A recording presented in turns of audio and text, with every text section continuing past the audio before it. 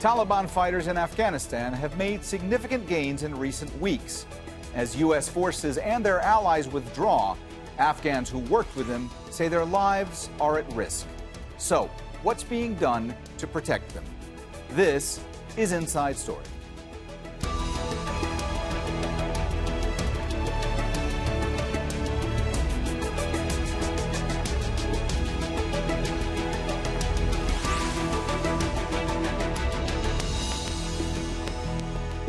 Hello and welcome to the program. I'm Mohammed Jamjoom. Nearly all foreign troops are expected to leave Afghanistan by the end of August. Most American and NATO forces have already departed. The Taliban is rapidly filling the power vacuum, taking huge swaths of territory with little resistance from Afghan forces. In response, the government in Kabul has put all but 3 of Afghanistan's 34 provinces under a nighttime curfew. U.S. Defense Secretary Lloyd Austin says this will give Afghan troops a better chance to fight back. I think the first thing to do is to make sure that they can slow the momentum and then be able to put themselves in a position where they can retake some of the gains that the Taliban, some of the ground that they've lost. So I think from my engagements with the Afghan leadership, they are committed to that, and so.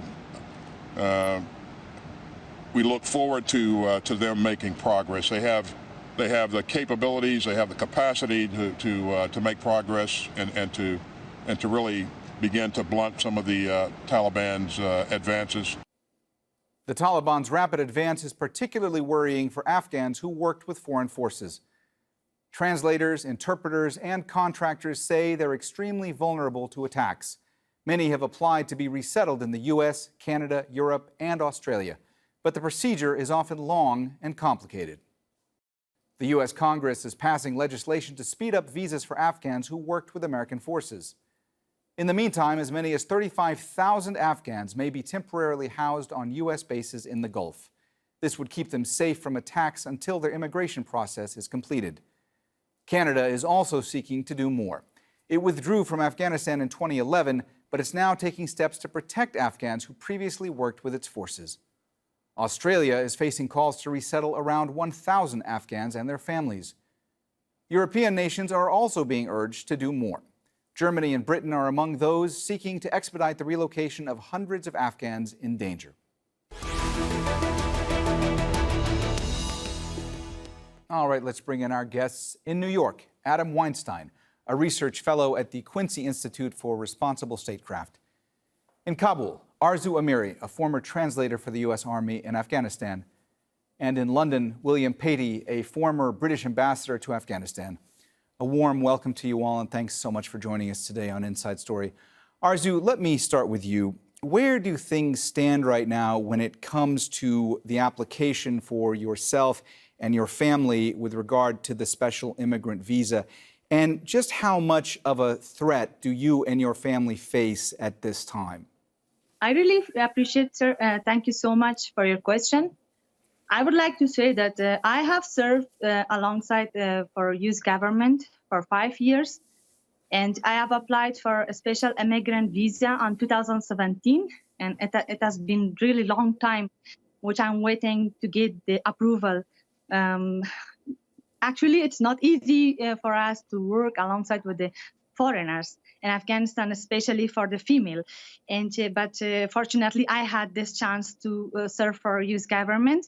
And during my employment for U.S. government, I faced lots of stress, which I informed my office and my manager, my supervisor, that I am facing lots of stress as I am also female, and it is really dangerous for me to survive here.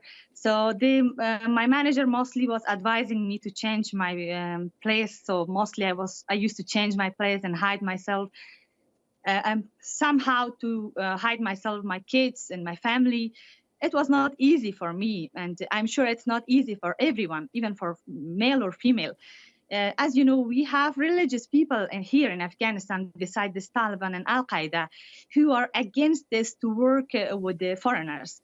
And there, they view this, that we're colluding with an enemy and we are supporting the enemies of Islam, which actually it's not like that, but we cannot change their mind. This is the way they think.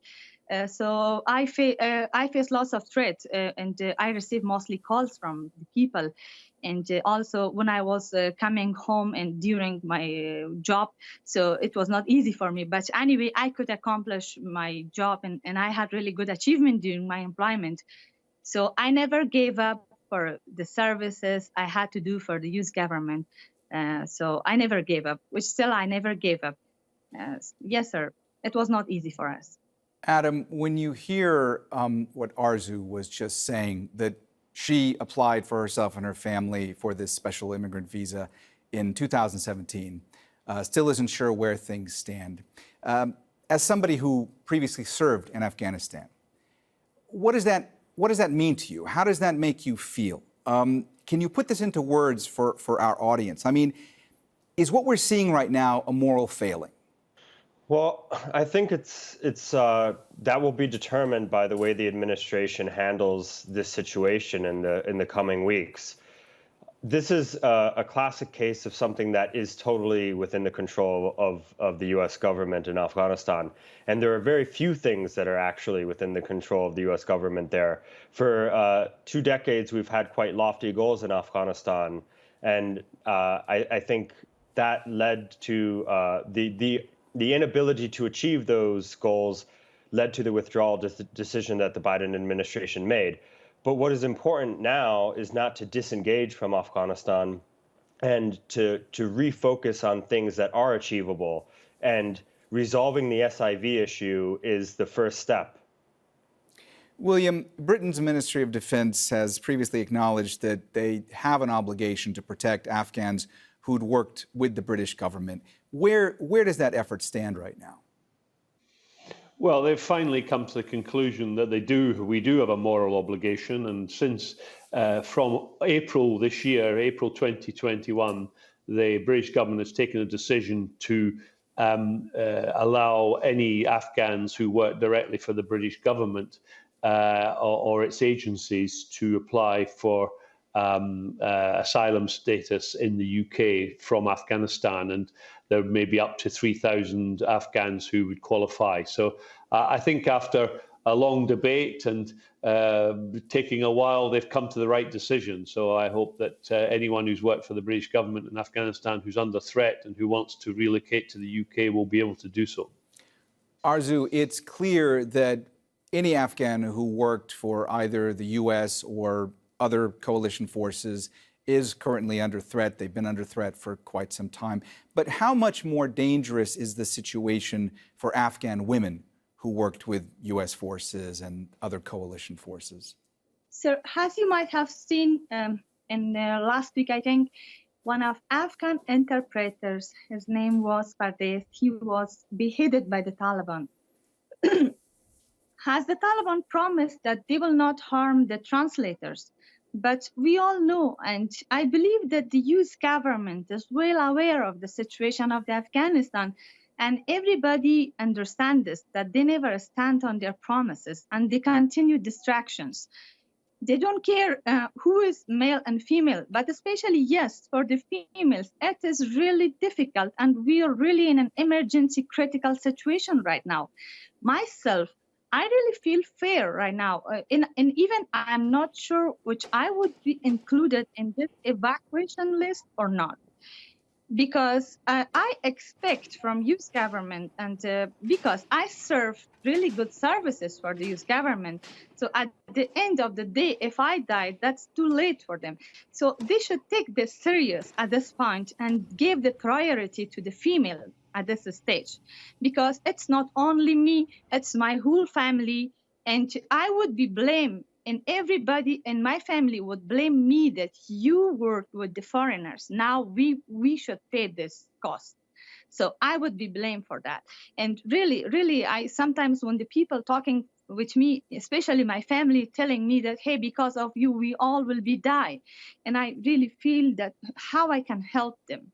I should do something for them. As a female, it's not easy for me in Afghanistan. We don't have the equal rights for the male and female in Afghanistan. You might have been the witness through the social media. It's really difficult even to survive here. But if you work for the foreigners, of course, it's not easy. And for me, the situation, the way I live in these days, it is, I don't know what I'm doing. I'm about to lose my mind. That, okay, what would happen to my future? And I really kindly request, and I would appreciate if they pay attention to the female at this stage. And they should include the females in this evacuation list, as they're not like too many. It would be less than 500, less than 400. There are not too many female who serve for the US government. So I really request them at this situation. And we are really close to the end of July. And as they promised, the Biden administration promised they would start evacuation at the end of July. So we are at the end of July right now. So I'm waiting. Every day I'm checking my emails, but unfortunately, I don't receive any email, any feedback from the embassy, and it's making me really hopeless. Arzoo, let me just ask you also, I mean, how scary is this for you, and how worried are you for your family as well right now? Sir, you might have seen in the social media, there is more than 29 provinces under control of the Taliban. As most of them, they do not say in the social media, but we hear from our friends and our families from different provinces that they're controlling the provinces. They continue the war. They never gave up for this issue. And this is the way they are. And also, they never gave up for the distractions. And also, they are against women. If they find out that you have a background of working with the US military, with the US government, for sure, they will not let you like that. Even not only you, probably your whole family, your father, your mother, your brother, even your cousin. They do not give up for that. And beside this, if I try to change my place to go somewhere at the provinces, even I'm not able at the moment to do this because province is also not safe. If I go to one province, then it would be really difficult for me to change it to go another province. So everywhere is like surrounded by the Taliban. So totally, I'm not feeling secure here. At all, we are at the high risk. I wonder one day come that we get our visa and we would not be able to go to the airport and we'd be hunted down. That's terrifying. It would be too late. Yeah. Adam, let me ask you, of course, one of the big issues right now is if there is actually enough time to carry all of this out. Why was there no real plan in place before now? I mean, why did it take so long? The warnings have been out there for months and months. Why only now is there this big rush to try to evacuate interpreters and others who worked with U.S. and coalition forces? Yeah, well, I think some of the delay is a consequence of this back and forth in the decision-making process about whether to withdraw from Afghanistan. And it might even be the case that the Pentagon itself was dragging its feet on a decision that it might not have agreed with. But now that the decision has been made to withdraw from Afghanistan, which I think was the right decision, it's important that the United States follow through on its moral responsibility to assist those who directly helped us.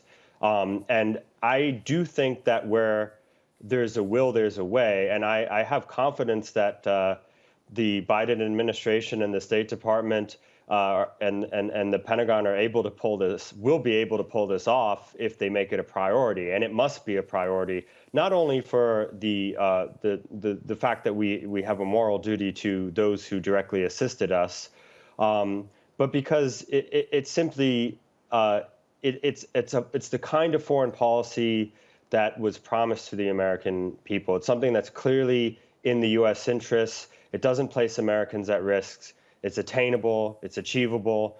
It's the kind of foreign policy that Secretary Blinken has promised the American people and that President Biden has promised the American people.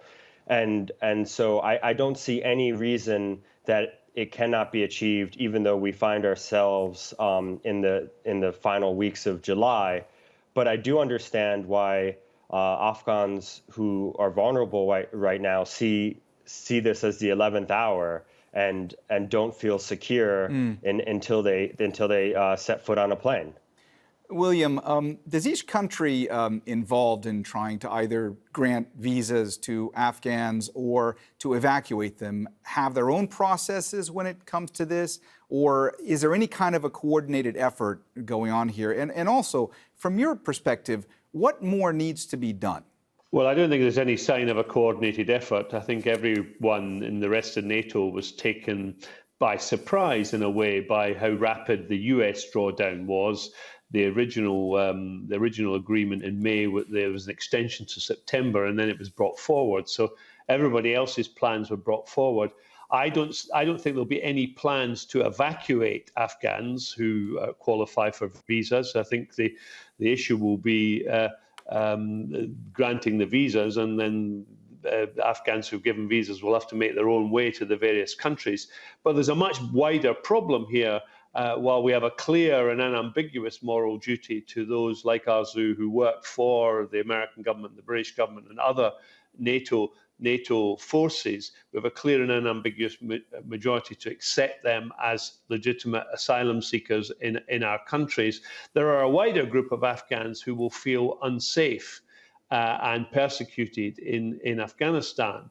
And the wider question will be what will happen to other Afghans who want to leave the country. And I fear it may be more difficult for them. I think, part of the broader policy, the US government, British government, other governments, we have a duty to continue to support the Afghan government in trying to resist the Taliban, trying to resist the fate. I mean, I defer to Arzoo, she's there. But I hope that the Afghan forces and the Afghan government, with international help, perhaps not direct military help, can resist the Taliban, because I agree with Arzoo in terms of what sort of regime they offer.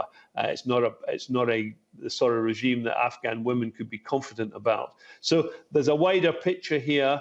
I think and there'll be a bigger flood of Afghan refugees if the Taliban do take power. We've seen that in the past, and we can expect more asylum requests and more Afghans fleeing their country if the Taliban do take over. Arzoo, the U.S. has said that for those who want to be evacuated, essentially they need to come to Kabul in order to do that. Do you know anybody who wants to be evacuated but is unable to get to Kabul? Because, as I understand it, it's quite dangerous trying to travel, and especially if you already have the added threat of being known as somebody who had worked with U.S. or other foreign forces. Sir, we are in one group of the applicants in Facebook. And mostly I follow that page, and I'm the witness, and I see that there are some applicants, like they are living in Ghazni and Logar and mostly in dangerous places. And they are all complaining that, okay, imagine that we get our visa in few months or few weeks, how we would be able to leave this place and how we can travel. Because, if they come by the car, they would be stopped at the checkpoints and they would be hunted down. So the way is not secure at all, and they're not confident about this issue. So at all, there is totally problem here. And the main thing is how they can come here at the airport to get out of this country. So every part of this country is a problem with the security. So they have to think about it, that there should be something, a plan for that how we can help those people who are far away from the Kabul province. And the government should work alongside with the US and should make a plan for this, how to evacuate them first from that province to the Kabul, then evacuate them from Kabul to the safe places. Adam, Are you hopeful that these evacuation flights that are supposed to begin at the end of July are actually going to start then, or are you fearful that there could be further delays? I'm confident that the evacuation flights will begin. I think the question is in what number will they happen? And then the issue of the provinces that was just spoken about. There are provincial airports that could provide flights to Kabul, or perhaps some of those provincial airports even provide international flights. But there needs to be organization and collaboration there. And I think we also have to remember that these flights come at a prohibitive cost for many of the SIV applicants. So there needs to be some U.S. leadership here in which we provide a safe route for SIV applicants from the provinces to Kabul or directly outside of Afghanistan. And the flights need to happen in a volume that is meaningful. It's not enough just to say they began. Right. William, the U.S. is talking about potentially taking many of these applicants or evacuees to third countries until their visas are processed. When it comes to the UK, for those whose relocations are currently being fast-tracked or are under consideration, will they potentially be taken to third countries as they await a decision? Is that known at this stage? I don't think so. I can't say with any real certainty. I think the UK will expect anyone who's granted a visa to make their way to the UK. I don't see any plans for evacuation. So the US are actually physically evacuating people they've given visas to. Then they're doing more than other countries, I think. I think the British application process shouldn't be very lengthy for those who have worked directly for the British government, because we know who they are. The embassy will know who they are, and it shouldn't be too cumbersome a process. We're talking a maximum of, I think, about 3,000 people here. That shouldn't take too long. So I don't think there would be any prospect of taking them to third countries. I would hope that the Afghan government and the Afghan forces, they're not going to collapse within a few weeks. I don't expect that to happen. I don't expect Arzoo's worst fears to happen. But they do need to get on with it. I don't think the end of July, a few weeks is the deadline. I don't see the Taliban walking into provincial capitals anytime soon, even although they've taken a lot of districts. So I fear that is not the case. These applications will be dealt with, and they'll be expected to make their way to the UK. Arzoo, this potential plan on behalf of the U.S. in which they would take people who are applying for visas to third countries while they process those visa applications, is this something that gives you hope, or is this something that gives you more worry? Is there a concern that potentially you could go to a third country and be stuck there for much longer than you had anticipated?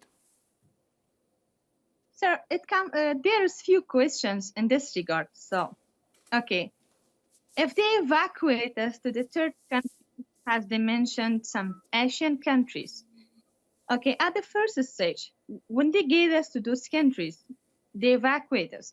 Okay, who would be responsible for our accommodation? Who would pay our living costs?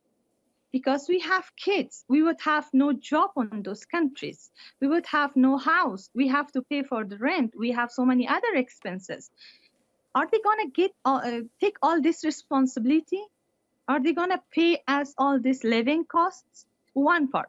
And the other part is, okay, they evacuate us to the third country. Can they tell us how long we would be stuck in those countries? There should be an estimation of the time frame for that, because as we have seen the SIV, it has been like more than 3 years to wait only for COM approval. It might take maybe too much longer than this to get our visas, and we would have no destiny in those countries. Why they are not evacuating us directly to the States? If our case is complete, if they are not asking us for any documentation, if they say your documents are all completed. We do not require you any documents. So it would be not difficult for them to review it quickly and provide us if they need anything, so they can request us. But if not, they should take this serious and process it as soon as they can before it's too late. The third country at the last option, that is good. At least those applicants who are here dying, they can survive in third countries.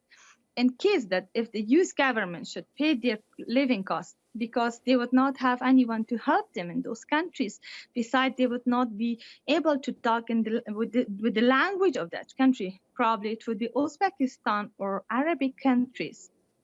As you know, it's not easy for us to get job in those countries, and the living would be really difficult for the applicants.